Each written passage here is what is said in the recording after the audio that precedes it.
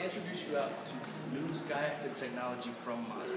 Now what Mazda's done is take the traditional combustion motor and just tweak things a little bit, make it a little bit better. For some of the other manufacturers, the Chevys, the Toyotas, the Hondas, are investing all their eggs in the electric or hybrid markets or some of the new crazy technology that's out there.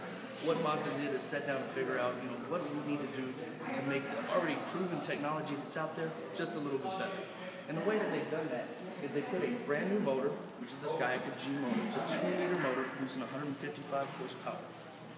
So they didn't want to lose that already zoom factor that they had in the rest of their cars. They wanted to keep that, they wanted to increase the fuel economy though, and the efficiency of the car, and also make it a little more green as well, a little bit cleaner for the environment.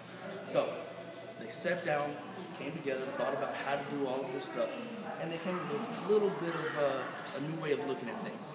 And what they did is they made the overall motor a little bit lighter, of course, giving you a little bit more fuel efficiency as well. They also redesigned the intake system. Instead of being a traditional stream technology, they went to a direct inject system, which what that does is it has multi-ports spraying the fuel into the chamber directly. It's going to create a little bit better mix of the fuel to air for the combustion part of the motor. But instead of using a traditional, very small PSI, they increased that PSI over 2,000 PSI, which creates a real fast, a real spread out stream. It's going to mix very well and creates a nice spark in the motor. Now when it creates that, traditionally over your piston, that would be displaced over the entire amount of piston. That energy would be placed over one large area. What they did to get a little bit more efficiency is in the piston itself is create a little volcano pocket right in the middle. And what that does is takes all of that energy and compresses it down into one centralized area, therefore creating a little bit more thrust as well, increasing the efficiency. We're not losing all of that extra power from before in your traditional motor. Also, when it comes through the motor, it goes into the transmission.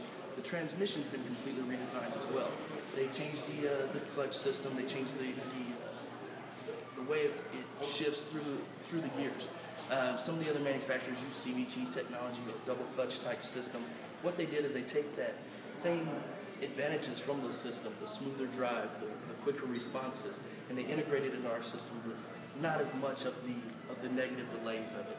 So you're not going to experience as much of a lag, shifting from one to the other, or that boring feel of driving some of the other competitors where it never shifts and it never has any power into it. You're going to get all of the fun, the zoom factor, without all of the negative part of that as well. Okay?